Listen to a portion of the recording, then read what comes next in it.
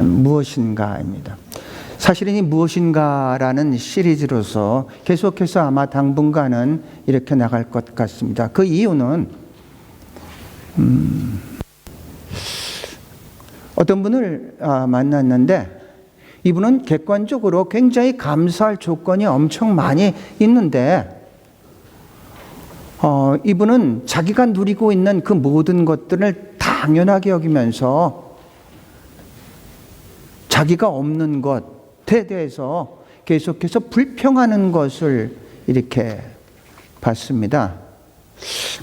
그래서 이거는 아닌 것 같은데 그래서 감사는 제일 먼저 인식에서 온다고 했습니다.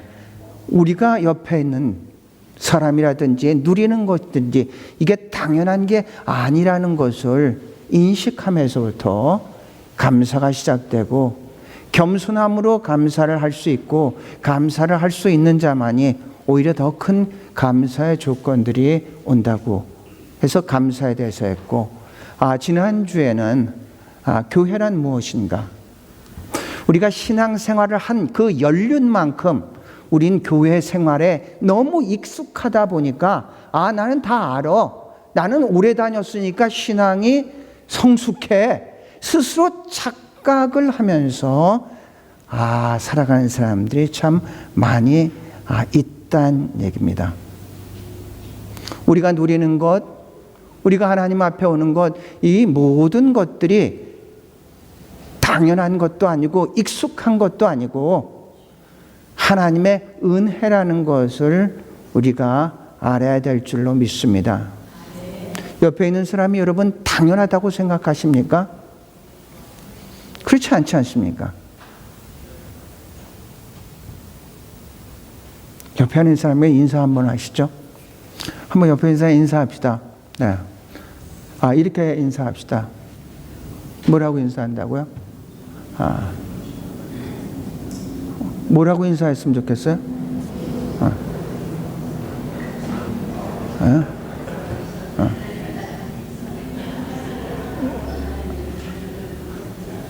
뭐라고요? 뭐라 그랬죠? 크게 한번 해보세요, 전태사님. 당신 얼굴 보니 하나님 얼굴. 당신 얼굴 보니 하나님 얼굴 본 것 같다.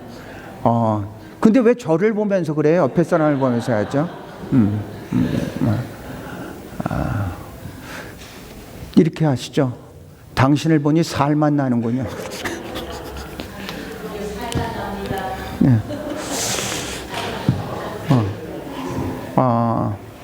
오늘 하나님의 나라란 무엇인가? 이것은 정확하게 얘기하면 이제 지난주에 교회란 무엇인가의 연장선상에서 저희들이 이제 이해를 하면 될 것 같습니다. 지난주 교회라는 것은 처음으로 하는 것은 마태복음 16장 18절이라고 했습니다. 예수 그리스도께서 세상의 사람들은 누구냐, 너희는 누구냐 할 때 베드로가 얘기를, 주는 그리스도에 살아계신 하나님의 아들이니다. 이 말씀을 들은 예수님께서 바요나 시몬아, 내가 참 복이 있도다. 너는 이제 시몬이라 하지 말고 베드로라 해라. 바위란 뜻입니다. 내가 내 위에 나의 교회를 세우겠다. 16장 18절에 처음으로 약속을 하고, 그것이 사도행전 2장에 이제 가서 사도행전 2장에서 성령이 임함으로써 이제 교회가 이제 탄생을 했습니다. 교회란 얘기는 에클레시아라고 그랬습니다. 에클레시아란 그 말은 히라보입니다. 이 말의 의미는 어디서 나왔냐면은 이제 아테네에서 무슨 문제가 이제 전체적으로 도시국가에서 발생이 됐습니다. 예를 들어서 페르시아가 침공을 했다든가 국가적인 문제가 생겼습니다. 도시국가였으니까 도시국가에 있는 모든 리더들을 불러 모아서 회의를 하는 공동체를 에클레시아라고 했습니다. 그래서 에클레시아는 건물이 아니라 그랬습니다. 사람들이 모여서 이제 그 당면한 과제들을 어떻게 해서 해결할 것인가를 모인 그런 공동체가 에클레시아가 있습니다. 모인 공동체는 모이기 위해서 모인 것은 아닙니다.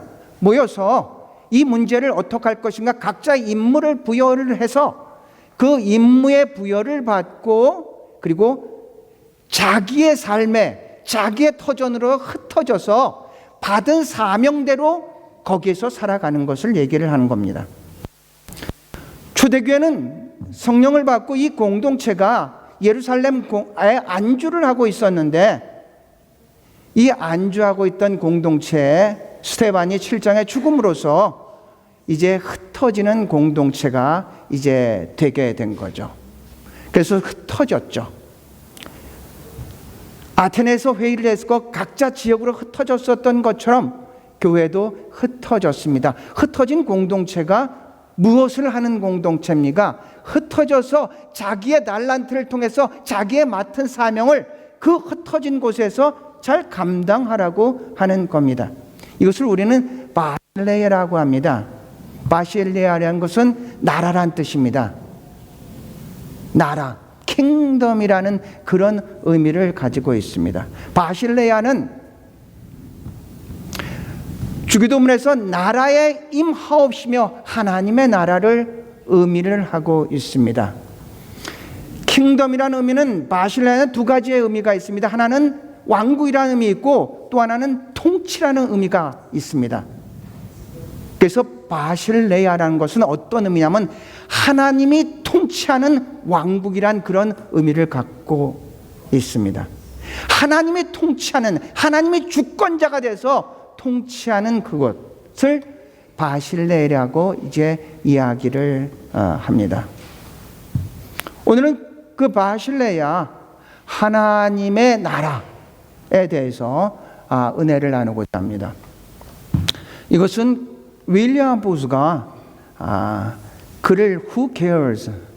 글을 쓰고 그 글을 읽고 그 글 안에서 윌리엄 보스가 비전을 봅니다. 하나님이 주신 비전을 봤는데 이 죄악의 바다 속에서 많은 사람들이 죽어가고 있는데 그런데 이 구원받은 이 사람들은 어떤 사람들은 사랑을 하고 있고 어떤 사람들은 뭐 공부를 하고 있고 어떤 사람들은 음악을 하고 있고 Who cares? 그건 그들의 문제고 우리는 여기서 재미있게 행복하게 그렇게 살아가는 그런 모습입니다. 윌리엄 붓은 환상 중에 저 모습을 보고 글을 쓰고 그 글을 읽고 그렸던 그 그림입니다. Who cares? 그건 너희들의 문제고 우린 여기에서 구원받은 그 공동체에서 그렇게 재밌게 열심히 그렇게 사는 거야. 이런 의미입니다. 교회는 유람선이 아닙니다. 교회는 구조선입니다. 여러분 한 분 한 분은 구조대원이란 얘기입니다. 여러분의 세상 속에 구명조끼를 입고 이 죄악의 바다에 뛰어드는 그런 구조대원입니다. 구명투구를 세상에 던져줘야 되는 그런 존재란 얘기입니다. 교회는 유람선이 아닙니다. 우리만 잘 먹고 잘 살고 그런 공동체가 아니라 구조선을 역할을 하는 그런 공동체라는 얘기입니다.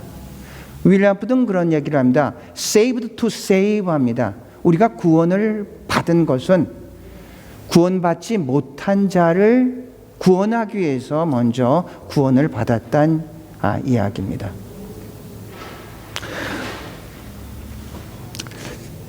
하나님의 나라는 이제 그런 곳인데 오늘의 본문을 보면은 이제 그런 게 있습니다. 하나님의 나라에 대해서 이제 세 가지 차원이 있습니다. 하나님의 나라의 현재성과 하나님의 나라의 미래성과 하나님의 나라의 특징에 대해서 이제 같이 은혜를 나누고자 합니다.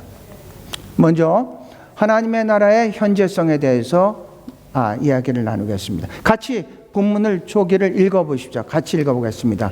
또 여기 있다 저기 있다 못하나니 하나님의 나라는 너희 안에 있느니라.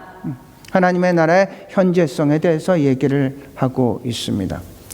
이 본문의 그 상황을 보면 바리새인들이 언제 하나님의 나라가 임합니까? 이렇게 질문을 했을 때 예수 그리스도께서 대답하신 그 말씀입니다.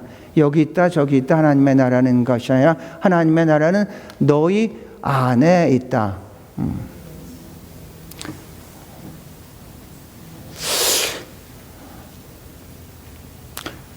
이 사람들은 하나님의 나라가 물리적으로 나타나기를 기대했지만 예수님은 하나님의 나라가 믿는 자들의 마음속에 임하고 있다고 말씀하고 있습니다. 하나님의 통치와 임재가 우리의 내면에서 이루어짐을 의미합니다. 하나님의 나라는 외적인 장소가 아니라 하나님과 관계 속에서 경험하는 영적인 현실이라는 얘기입니다. 이는 우리가 하나님을 믿고 따르는 삶을 통해 경험할 수가 있습니다. 하나님의 나라는 하나님이 주인된 곳은 그 어디나 하나님의 나라입니다. 우리가 예수 그리스도를 주님이라고 고백하고 있습니다. 예수 그리스도를 믿는다는 것은 과거는 믿지 않을 땐 내가 나의 주인이 돼서 내 뜻대로 살아갔지만 예수 그리스도를 믿고 나서 예수 그리스도가 주인이 돼서 주님의 뜻대로 살아간다는 그런 고백입니다. 예수를 믿는다는 것은 주인이 바뀐 것이고 중심이 이동된 것입니다. 우리는 성령 충만이라는 말을 듣습니다. 성령 충만이라는 것은 성령이 차고 넘친다는 의미가 아니라 성령의 지배를 받는다는 그런 얘기입니다. 성령의 지배를 받아 그 성령의 뜻대로 살아간다는 말입니다. 예수님이 주인되고 성령이 온전하게 나를 지배한 곳이 바로 하나님의 나라입니다. 우리 교회 주인이 하나님이 분명히 주인이라고 우리가 고백할 수 있다면 우리 교회에는 하나님의 나라가 임한 겁니다. 여러분의 가정의 주인이 하나님의 나라라고 여러분이 분명히 인정한다면 여러분의 가정이 하나님의 나라가 임한 겁니다. 여러분의 개인적으로서 예수 그리스도를 구주로서 주님이로서 분명히 고백이 되고 그 뜻에 순종하면서 산다면은 여러분의 마음에 하나님의 나라가 임한 줄로 믿습니다. 하나님의 나라의 현재성이고 두 번째로서는 하나님의 나라의 미래성에 대해서 말씀하겠습니다. 본문을 읽겠습니다.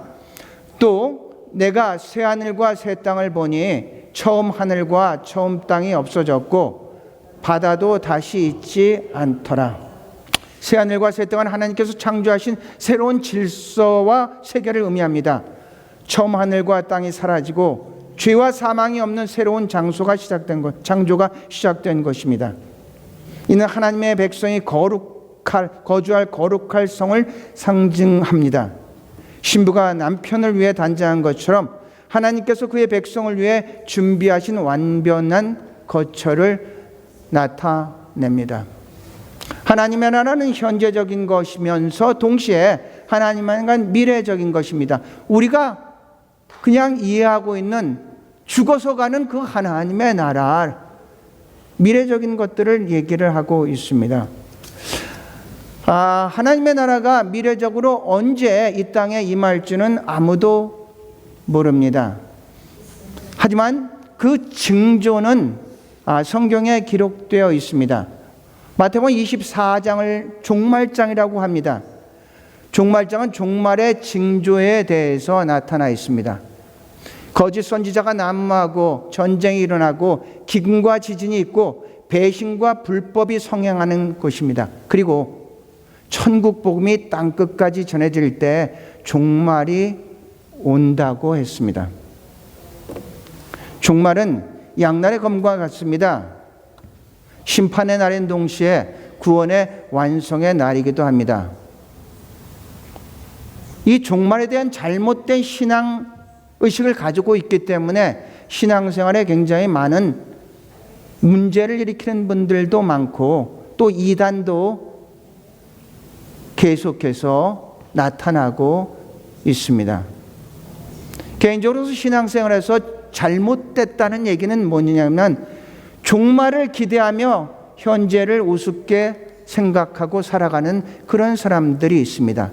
그 반대로 하나님의 마지막 나라, 마지막 때는 인정을 하는데 삶은 현재 매몰돼서 살아가는 그런 사람들이 있다는 얘기입니다. 종말론적인 삶이라는 것은 그런 삶이 아니라 그 종말의 삶을 오늘 살아가는 것이 바로 종말론적인 삶을 살아가는 것입니다. 그런데 그날은 기대면서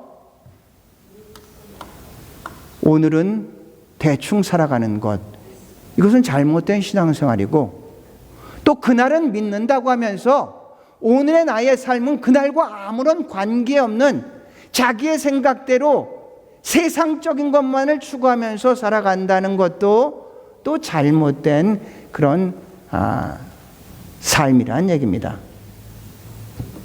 천국 복음이 땅끝까지 전해질 때 종말이 온다고 했습니다. 이 말씀을 근거로 탄생한 그 선교단체가 있습니다. 커미션입니다. 대표는 이재환 선교사님입니다. 컴이라는 것은 아멘 주 예수여 컴 오시옵소서, 이 미션입니다. 시드니에도 지부가 있습니다. 커미션의 그 대표는 이재환 선교사님이 가끔 오셔서 이제 설교도 이제 했습니다. 오래전입니다. 이분이 오셔서 이제 설교를 이제 하는 도중에 자기 자식에 대해서 이렇게 얘기를 했습니다. 그 자기 자식이 자기를 따라서 이 목회자가 됐으면 참 좋겠다. 그래가지고 얘기를 했다고 합니다. 너는 앞으로 그 나를 따라서 목회자가 됐으면 좋겠다. 그랬더니 그 아들이 그랬답니다. 저는 절대로 목회자가 되지 않겠습니다. 대신 평신도가 돼서 교회를 잘 섬기겠습니다. 이렇게 얘기를 했대요. 그런데 이것은 사실은 이분 아들뿐만 아니라 대부분의 많은 개척교회의 목사님의 아들이 이렇게 하는 고백입니다. 우리가 잘 알고 있는 이찬수 목사님의 아버님도 이제 목회자였습니다. 그래서 이찬수 목사님의 아버님이 말씀을 했답니다. 너는 나를 뒤이어서 내가 하지 못한 것을 잘 네가 목회자가 돼서 했으면 좋겠다. 그랬더니 이찬수 목사님이 이렇게 대답을 했답니다. 아버님, 저는 다른 거는 다 할 수 있는데 목회만은 안 하겠습니다. 그랬다고 얘기를 합니다. 이재환 그 선교사님의 아들도 비슷하게 저는 그냥 평신도가 돼서 열심히 그 교회를 섬겼습니다. 그랬더니 이재환 선교사님이 아들한테 그랬답니다. 너 평신도로 신앙생활하는 게 얼마나 어려운 줄 아니? 평신도는 돈을 내고 신앙생활하고 목회자는 돈을 받고 신앙생활한다? 평신도로 신앙생활하는 게 정말로 어렵다는 거는 지난주에 또 알았습니다. 지난주에 예배를 마치고 3시에 이중직을 가진 목회사님이 인터뷰를 하러 갔습니다. 그래서 인터뷰를 하면서 이중직에 대한 고민, 또 이중직에 대한 장점, 이런 것들을 일단 얘기를 했습니다. 그런데 이 목사님은 굉장히 자신의 이중직에 대한 굉장히 긍정적인 마인드를 가지고 있는 그런 분입니다. 그래서 이중직을 가질 수 있었기 때문에 자기 교인에 5, 6명, 그 중에서 장로님도 계신데 자기가 직장에서 전도해서 모시고 온 분이라고 얘기를 합니다. 그리고 이중직을 하다 보니까 교인들의 삶의 현장을 이 교회 안에서 추상적으로 생각했던 것이 아니라 실제 그 현장에 가보니까 얼마나 그분들이 어려운가를 알 수 있었습니다. 그래서 과거에는 이중직을 하진 않았을 때는 그냥 그 예배 시간에 늦고 또 이렇게 막 잘 안 나오고 그러면은 이게 타박을 굉장히 많이 했답니다. 어떻게 신앙생활하면서 그럴 수가 있어? 신앙이 있는 거야 그랬는데 자기가 막상 그렇게 일을 하고 이제 와가지고 설교 준비해야 되고 하다 보니까 이 교인들이 얼마나 이게 신앙생활하는 게 어려운 거구나, 쉽지가 않은 거구나. 그래서 교인들의 입장을 이해할 수 있어서 너무 좋았다고 합니다. 그러니까 여러분의 신앙생활이 저가 하는 것보다도 더 의미가 있을 수도 있다는 얘기입니다. 그렇죠? 그래요. 우리가 종말에 대해서 분명한 믿음을 가지고 있어야 되는데 그게 오늘의 삶과 연관이 없다면은 그건 잘못 살아가는 겁니다. 오늘 최선을 다하는데 이 최선을 다하는 게 마지막 하나님의 나라와 연관이 돼 있는 최선이 돼야 된다는 얘기입니다.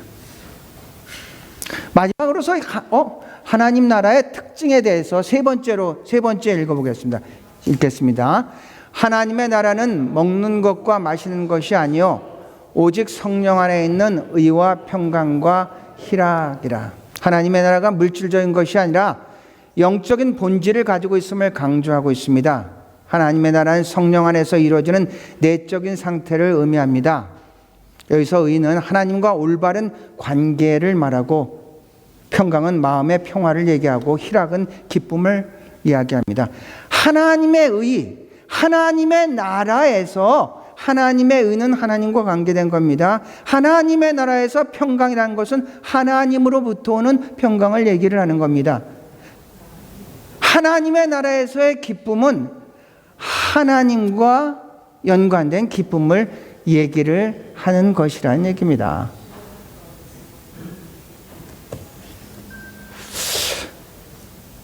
우리가 기도의 제목이 있습니까? 오늘 연수가 너무나 아름다운 그 기도 카드를 만들어 줬습니다. 만약에 여러분이 구하는 그 기도의 제목이 세상 사람들이 원하는 그것을 주님의 이름으로 구한다면은 우리가 세상 사람들과 다른 게 무엇이 있겠습니까? 세상 사람들이 원하고 바라는 그것을 우리는 주님의 이름으로 원하고 바란다면은 우리가 세상 사람들한테 다른 것은 도대체 무엇이란 얘기입니까? 너희는 먼저 그의 나라와 그의 의를 구하라고 했습니다. 먼저라는 것은 우선순위적으로도 이제 먼저를 이야기하지만 먼저란 의미는 그것이 가장 중요하고 가장 본질적이라는 의미를 가지고 있습니다. 중요하기 때문에 그것을 먼저 구하라는 얘기입니다. 먼저 그의 나라와 그의 의를 구하라고 하고 있습니다.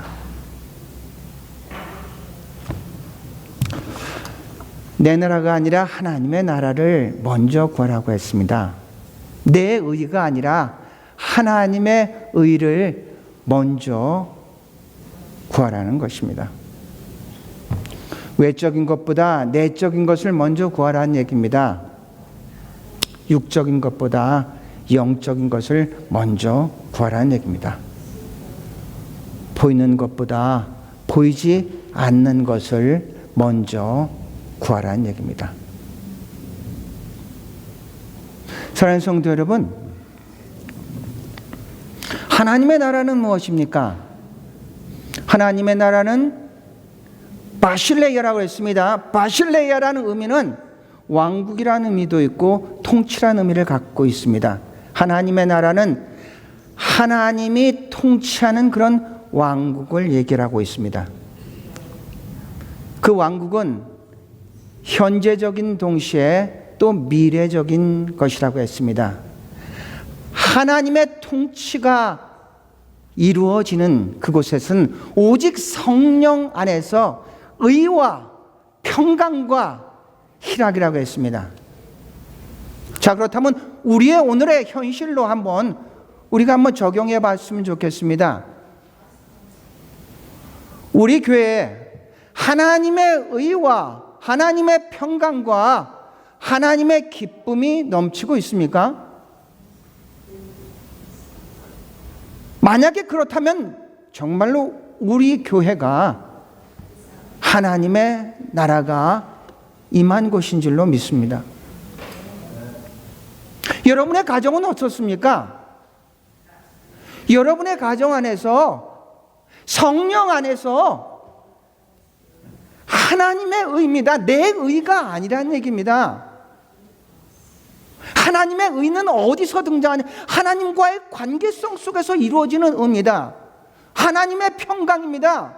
그 세상이 주는 평화가 아니라 하나님이 주는 평화, 하나님과의 관계성 속에서 나오는 그 평화를 얘기를 하고 있습니다. 하나님의 희락입니다. 세상이 주는 그런 기쁨이 아닙니다. 하나님과의 관계성 속에서 나오는 그 희락을 얘기를 하고 있습니다. 우리의 가정에 그런 의와 그런 평강과 그런 기쁨이 있습니까?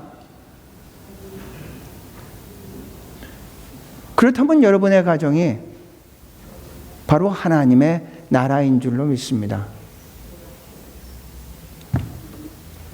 하나님의 나라는 여기 있다 저기 있다 하지 말고 너희 마음에 있다고 했습니다. 자, 하나님의 나라는 우리 마음에 있다고 했습니다. 하나님의 나라는 이렇게 얘기할 수가 있겠습니다. 성경에 마태복음 13장은 이 하나님의 나라의 비유를 갖다가 쭉 열거하고 있습니다. 씨 뿌린 자의 비유가 있습니다. 하나님의 말씀이 떨어집니다. 어느 곳에서는 옥토에 떨어진 게 있고, 길가에 떨어진 게 있고, 가시나무에 떨어진 게 있고, 돌짝밭에 떨어진 게 있습니다. 가시나무에 떨어진 거는 이 걱정 근심에 가지가 자꾸 자라다 보니까 조금 자라다가 햇볕을 받지 못해 죽습니다. 돌짝밭에 떨어진 것은 맨 처음에는 와 막 기뻐하다가 뿌리를 내리지 못하니까 죽습니다. 길가에 떨어진 거는 아예 거기에는 아무런 싹도 날 수가 없습니다. 그런데 유일하게 옥토에 떨어진 것은 씨앗이 떨어지니 그 옥토에서 싹이 나고 줄기가 자라면서 열매를 맺게 됩니다. 씨앗은 하나님의 말씀입니다. 그 땅은 우리의 마음입니다. 여러분 각자의 마음입니다. 그 열매를 통해서 하나님의 나라가 나타나는 줄로 믿습니다.